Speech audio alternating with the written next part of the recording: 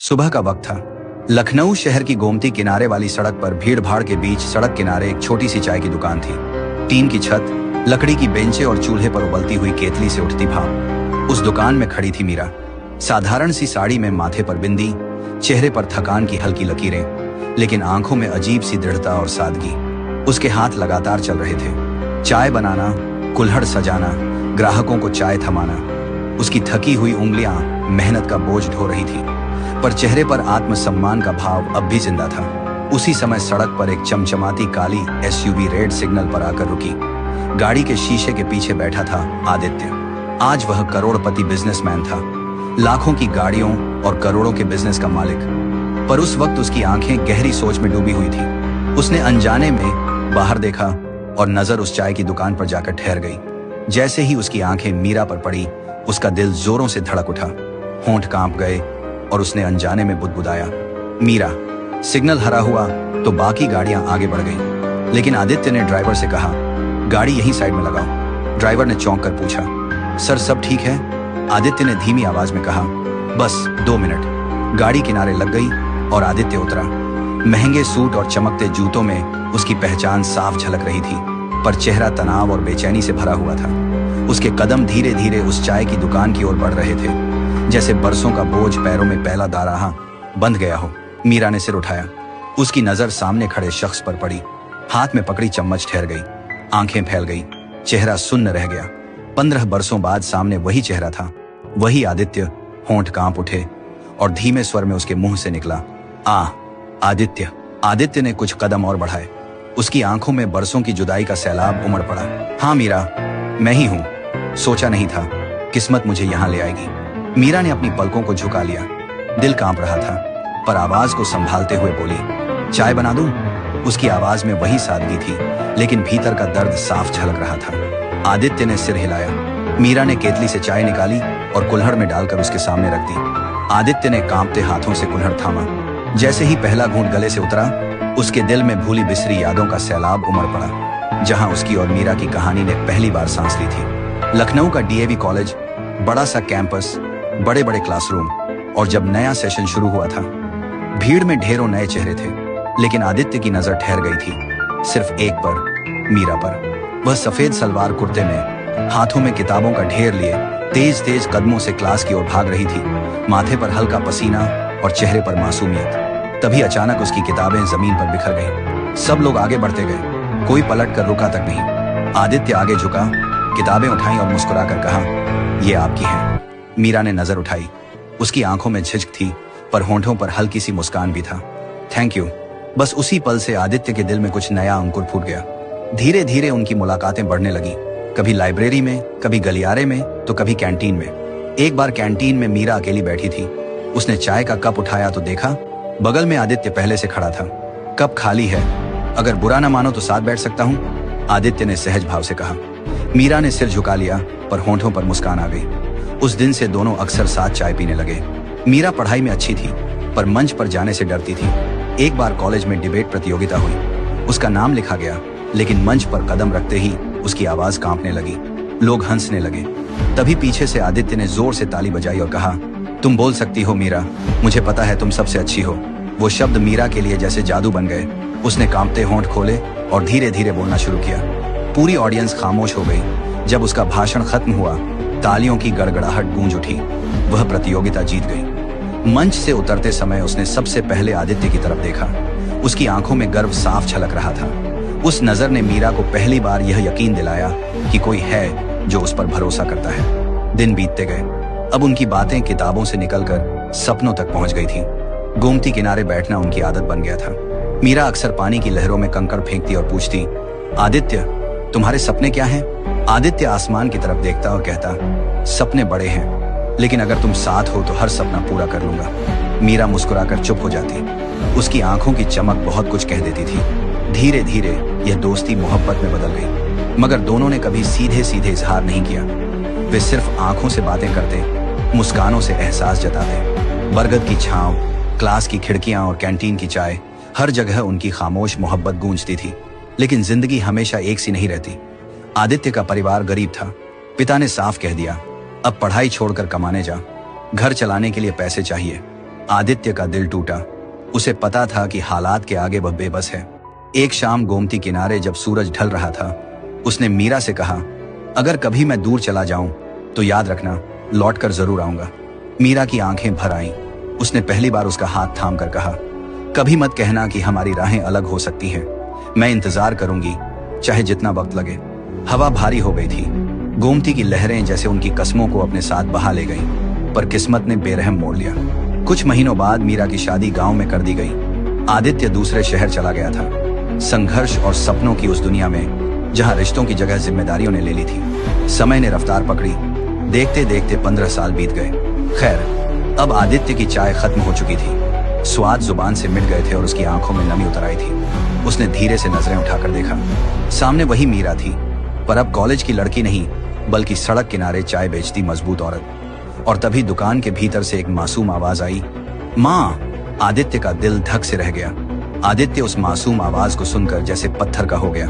उसके कानों में माँ शब्द बार बार गूंज रहा था। धीरे धीरे उसकी नजर दुकान के भीतर की ओर गई। वहां खड़ा था 8-9 साल का एक बच्चा, दुबला, पतला शरीर, साफ लेकिन पुराने कपड़े, पीठ पर किताबों से भरा बैग। उसकी आंखों में मासूम चमक थी, चेहरे पर वही निश्चल मुस्कान जो कभी मीरा के चेहरे पर दिखा करती थी।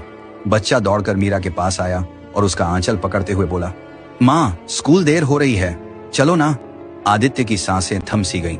उसने कांपती आवाज में पूछा, मीरा, यह तुम्हारा बेटा है? मीरा ने चुपचाप बेटे के सिर पर हाथ फेरा और धीमी आवाज में बोली, हाँ, यही मेरी दुनिया है। उसकी आंखें नम थीं, लेकिन चेहरे पर आत्मसम्मान की वही रेखा बनी हुई थी। आदित्य की आंखों में बरसों की मोहब्बत, जुदाई और अब दर्द एक साथ उमड़ आए। वो कुछ पल चुप रहा, फिर धीमे स्वर में बोला, पर मीरा, तुम्हें यह सब अकेले क्यों झेलना पड़ा? शादी तो हुई थी ना? मीरा ने एक गहरी सांस ली। उसकी नजरें दूर सड़क की ओर चली गई, जैसे वहां उसे अपने जवाब मिल रहे हों। हाँ, शादी हुई थी गांव में, लेकिन पति शराब का आदी था। घर में मारपीट, अपमान और लानत ही मिली। मैंने बहुत सहा, सिर्फ अपने बच्चे के लिए।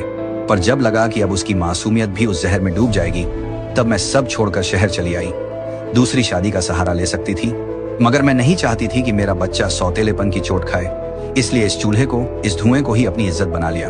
आदित्य का गला भर आया, उसके होंठ कांपे, आंखें लाल हो गईं। मीरा, तुमने यह सब अकेले झेला और मैं कहीं और दुनिया जीतने में लगा रहा। मीरा ने उसकी ओर देखा। उसकी आंखों में न शिकायत थी, न इल्जाम, बस एक थकी हुई सच्चाई थी। आदित्य, जिंदगी हमेशा हमारी चाहतों के हिसाब से नहीं चलती। मैंने जो रास्ता चुना वो सिर्फ अपने बेटे के लिए था। मुझे किसी से हमदर्दी नहीं चाहिए। मैं बस इतनी चाहती हूँ कि मेरा बच्चा पढ़े लिखे और कभी किसी के सामने हाथ न फैलाए। बच्चा मासूमियत से आदित्य की ओर देख रहा था। वो कुछ समझ नहीं पा रहा था, पर उसकी आंखों में अनकही उम्मीद थी। शायद उसे महसूस हो गया था कि यह अंकल उसकी माँ की आंखों में आंसू ला रहा है, और उसकी मुस्कान भी। आदित्य झुककर बच्चे के पास गया और उसके सिर पर हाथ फेरा।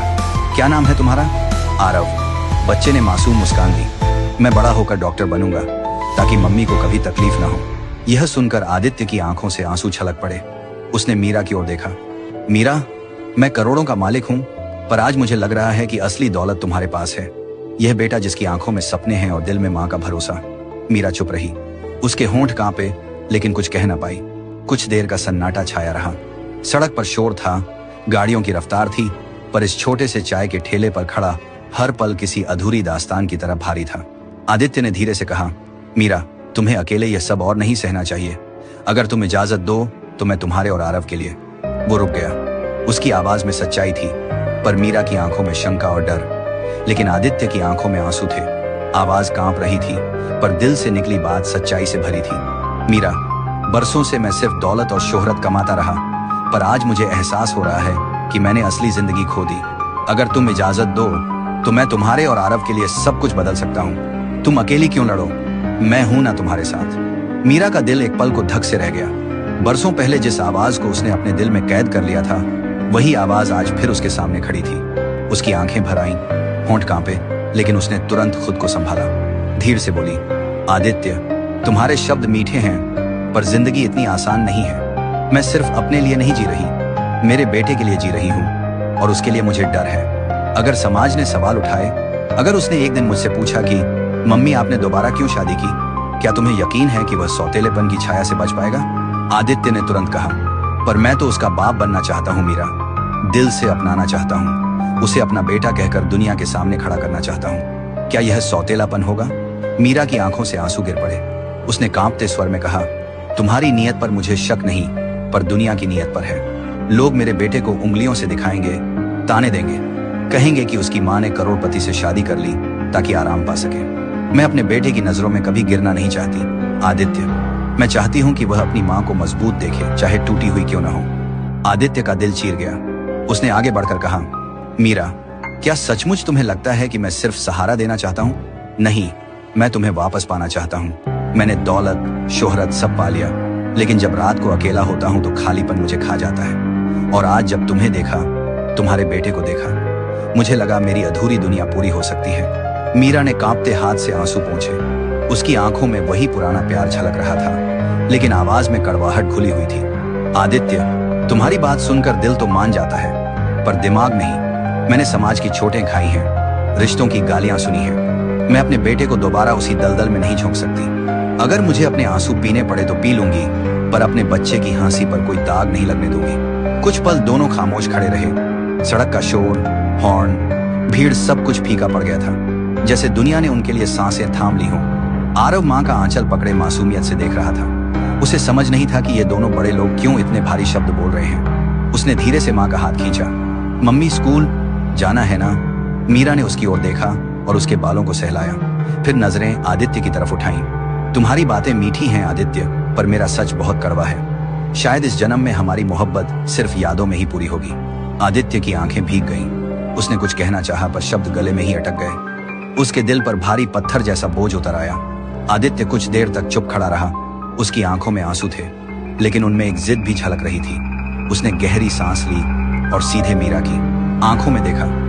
अगर इस जन्म में भी हमारी मोहब्बत अधूरी रही तो यह दुनिया जीते जी हमें मार देगी। तुम कहती हो समाज ताने देगा, तो मैं चाहता हूं कि समाज के सामने ही तुम्हारा और आरव का हाथ थाम लूं, ताकि कोई उंगली ना उठे, बल्कि सबको दिखे कि मैं तुम दोनों का अपनाया हूं। मीरा चौंक गई। आदित्य, यह इतना आसान नहीं है। आदित्य ने उसका हाथ पकड़ लिया। उसकी आवाज में ठहराव और सच्चाई थी। आसान मैं भी जानता हूं नहीं है, लेकिन अगर हम डरते रहे तो कभी जी ही नहीं पाएंगे। मीरा, तुम्हारी आंखों में मैं वह सपना देखता हूं जिसे अधूरा छोड़कर मैं सालों तक भटकता रहा। आज जब किस्मत ने हमें फिर मिलाया है तो मैं पीछे नहीं हटूंगा। मैं तुम्हें और आरव को दुनिया के सामने अपनाऊंगा। भीड़ में खड़े कुछ लोग उन्हें देख रहे थे। कोई फुसफुसा रहा था, कोई मुस्कुरा रहा था। मीरा का चेहरा शर्म और डर से लाल हो गया। लोग क्या सोचेंगे आदित्य? उसने धीमी आवाज में पूछा। आदित्य ने दृढ़ स्वर में कहा, लोग कल भी बोलते थे, आज भी बोलेंगे और कल भी बोलेंगे, लेकिन हमारी जिंदगी उनकी सोच से नहीं चलेगी। मैं चाहता हूं कि आरव कल जब बड़ा हो तो गर्व से कह सके, यह मेरे पापा हैं, और तुम कह सको, हाँ, यह मेरे पति हैं। मीरा की आंखें भर आईं। उसकी बरसों की कस्में, डर और समाज की परवाह एक ही पल में टूटने लगी। उसने कांपते होंठों से कहा, अगर तुम सच में इतना साहस रखते हो तो मैं भी पीछे नहीं हटूंगी, पर याद रखना, यह सिर्फ हमारी मोहब्बत की नहीं, इज्जत की लड़ाई भी होगी। आदित्य ने हल्की मुस्कान दी और अपना हाथ आगे बढ़ाया। मैं तुम्हें वादा करता हूँ मीरा, अब कोई जुदाई नहीं होगी। मीरा ने कुछ पल हिचकिचाकर उसका हाथ थाम लिया। आरव मासूमियत से दोनों को देख रहा था। उसकी आंखों में खुशी की चमक थी, जैसे उसने बिना समझे ही सब कुछ समझ लिया हो। सड़क किनारे खड़ी उस छोटी सी चाय की दुकान पर लोग ताली बजाने लगे। किसी ने कहा, सच में यह मोहब्बत की जीत है। बरसों से बिछड़े दो दिल फिर से मिल गए थे, और इस बार सिर्फ अपने लिए नहीं, बल्कि उस छोटे से मासूम के लिए भी, जिसकी आंखों में अब पूरा परिवार होने की चमक थी। कभी कभी जिंदगी हमें दूसरा मौका देती है, लेकिन हिम्मत वही कर पाते हैं जो समाज की परवाह से ऊपर उठकर सच्चाई को अपनाते हैं। मीरा और आदित्य ने साबित कर दिया कि मोहब्बत सिर्फ इजहार का नाम नहीं, बल्कि संघर्ष, सम्मान और जिम्मेदारी निभाने का नाम भी है।